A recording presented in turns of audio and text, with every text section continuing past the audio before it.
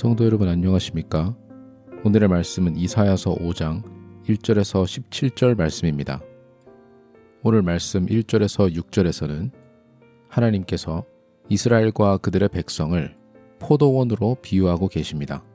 이 비유에서는 농부가 많은 것을 투자하여 그리고 열심히 일하여 포도원을 가꾸었다고 되어 있지만 거기서 나온 포도들은 달고 좋은 포도들이 아닌 쓴 포도들만 나왔다고 되어 있습니다. 그래서 어쩔 수 없이 그 포도원을 가꾸는 자는 자신이 할 수 있는 것을 다 했음에도 불구하고 포도가 쓴 포도만 나왔기 때문에 어쩔 수 없이 그 포도원을 포기해야 하는 것으로 나와 있습니다. 그래서 그 포도나무들을 갈아엎고 담들을 허물며 결국에는 동물들과 잡초들이 그것을 뒤덮게 될 것이라고 나와 있습니다. 그리고 7절 말씀부터 명확하게 이 비유가 무슨 뜻인지를 저희에게 이야기해주고 있습니다. 쓴 포도만 낸 포도원은 이스라엘 백성들을 비유하고 있으며 하나님께서는 그들이 좋은 열매를 맺을 수 있도록 당신께서 도와줄 수 있는 모든 것을 다 도우셨지만 그럼에도 불구하고 이스라엘이 내놓은 결과는 7절 말씀에 나와 있는 것처럼 그들에게 정의를 바라셨더니 도리어 포악이요 그들에게 공의를 바라셨더니 도리어 부르짖음이었도다 라고 되어 있습니다. 오늘 말씀의 주제는 단순히 이스라엘 백성들이 개인적인 잘못된 죄를 짓는 것에 대해서 얘기하는 것이 아닙니다. 하나님께서는 오늘 말씀에 구체적으로 이스라엘 백성들이 하나님을 멀리하고 좋은 열매를 맺지 아니하고 자신들의 마음대로 살아가는 결과 중 하나가 다른 사람들을 향한 매정함과 차가움을 넘어서서 그들에게 포악하게 행동하고 그들을 어렵게 하여 오히려 그들로 하여금 부르짖음이 있게 하였다라고 말씀하고 있는 것입니다.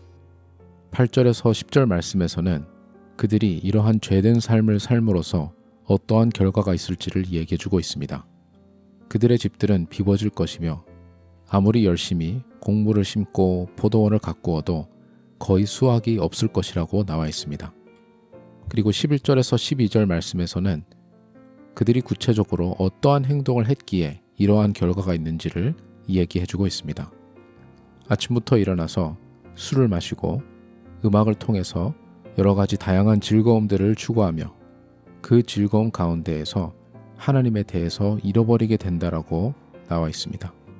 그리고 13절에서 15절 말씀에서는 그 뒤에 그들이 얼마나 굶주리고 어려울 것인지 얼마나 그들의 높은 자리에서 낮추어질 것인지에 대해서 기록하고 있으며 마지막 16절과 17절에서는 이 모두한 일에도 불구하고 오히려 이러한 일들 때문에 16절 말씀에 만군의 주님께서는 공평하셔서 높임을 받으실 것이라고 나와 있습니다. 그리고 그 폐허들 사이에서 어린 양들과 염소들이 망한 부자들의 밭에서 그 산모를 먹을 것이다 라고 기록되어 있습니다. 오늘 말씀을 통해서 전체적인 상황을 종합해보면 이스라엘 백성들은 특별히 재력이 있고 여유가 있는 사람들이 그들이 가지고 있는 물질들을 이용해서 자비롭고 공의로운 행동을 하기보다는 어떻게 하면 더 잘 놀까? 어떻게 하면 나는 더 즐거운 시간을 보낼까 하면서 스스로의 만족과 스스로의 행복에 모든 것을 투자한 것을 볼 수가 있었습니다. 그로 인해서 어렵고 힘들어하는 사람들은 더 어려움 가운데 더더욱 착취당하는 것에 대해서 오늘 말씀은 다루고 있습니다. 이러한 불공의한 일들을 하나님께서는 가만히 보고 계시지 않으시고 이렇게 나 자신을 위해서 나 자신의 만족을 위해서만 온전히 살아가는 사람들에게 하나님께서는 공의로운 심판을 하실 것이라고 말씀하고 계시는 것입니다. 하나님께서는 농부가 포도원을 열심히 가꾸는 것처럼 이스라엘 백성들을 향하여 당신의 너무나도 많은 것들을 그들에게 은혜로 주었는데 그들은 오히려 쓴 열매를 내놓은 것입니다. 그리고 쓴 열매만 생산하는 포도원은 의미가 없기에 너무나도 당연하게 하나님께서는 그 포도원을 없애실 것이라고 말씀하고 계십니다.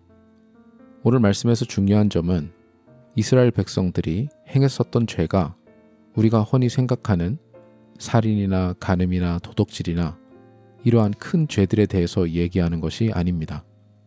물론 이들 또한 그러한 죄들이 있었을 것입니다. 그리고 더 나아가 13절 말씀에 나와 있는 것처럼 그들은 하나님을 알지 못하는 것 또한 큰 죄였습니다. 하지만 오늘 말씀에서 핵심적으로 짚고 있는 죄는 하나님께서 그들에게 주신 축복과 여러 가지 도움에도 불구하고 그 많은 것을 누리고 살고 있던 부유하고 권력이 있는 이스라엘 백성들은 온전히 자기 자신의 쾌락만을 위해서 살았다는 것입니다. 오늘 저와 여러분은 쾌락이라는 말이 마음에 잘 안 와닿기도 합니다. 쾌락이라고 하면 밤문화를 과하게 즐기고 술, 담배를 많이 하면서 인생을 전반적으로 무책임하게 살아가고 일반적으로 사회가 봤을 때에도 바람직하지 않은 삶을 사는 것을 쾌락이라고 생각할 때가 있습니다. 하지만 오늘 말씀을 보시면 물론 아침부터 술을 찾는 사람들도 있지만 이러한 사람들이 자기가 가지고 있는 재산 그리고 자기가 가지고 있는 위치를 통해서 자신이 가꾸고 있는 포도원이나 영업하고 있는 것이나 자신의 큰 집안들을 관리해서 그 관리한 수익을 통해서 열심히 먹고 마시고 노는 것이었습니다. 이들이 단순히 자신이 지금 가지고 있는 것을 계속 펑펑 쓰기만 하면 당연히 남아있는 것이 없을 것입니다. 하지만 하나님께서 이들을 향해 분노하셨던 이유 중에 하나는 오랜 시간 동안 대대를 이어서 이들이 자신의 부를 유지하고 그 부를 통해서 하나님의 공의와 자비가 나라 가운데에 펼쳐진 것이 아닌 돈과 권력이 있는 사람들이 오로지 스스로의 이윤과 즐거움을 위해서 사용했다는 것입니다. 하나님을 아는 사람들은 그리고 하나님의 백성이라고 부름받은 사람들은 나에게 주어진 능력과 부와 시간이 나 자신의 즐거움과 행복만을 위해서 사용해야 하는 것이 아닙니다. 우리에게 주어진 모든 것, 우리가 가지고 있는 모든 것은 하나님께서 우리에게 은혜로 맡겨주신 것입니다. 이 모든 것을 저와 여러분은 하나님의 뜻 가운데 활용하는 것이 맞는 것입니다. 그러다 보면 나 자신과 나의 가족을 위해서도 사용할 수 있지만 생각보다 큰 비중을 다른 사람들과 하나님 나라를 위해서 사용하는 것이 당연한 선택이라고 볼 수 있습니다. 물론 내가 지금 힘들고 어렵게 살아가고 아끼더라도 저축을 전혀 못하는 상황이면 모르겠지만 하나님의 은혜로 많은 것을 받고 누리고 있는 중이라면 우리가 필요한 것 이외에 남은 것들을 당연히 나의 것이니 당연히 나 자신의 즐거움을 위해서 투자하는 것이 아닌 어떻게 하면 이것을 주님의 영광을 위해서 하나님께서 말씀하시기에 공의로운 방법으로 사용할까를 고민을 해야 하는 것이 우리 그리스도인의 책임입니다.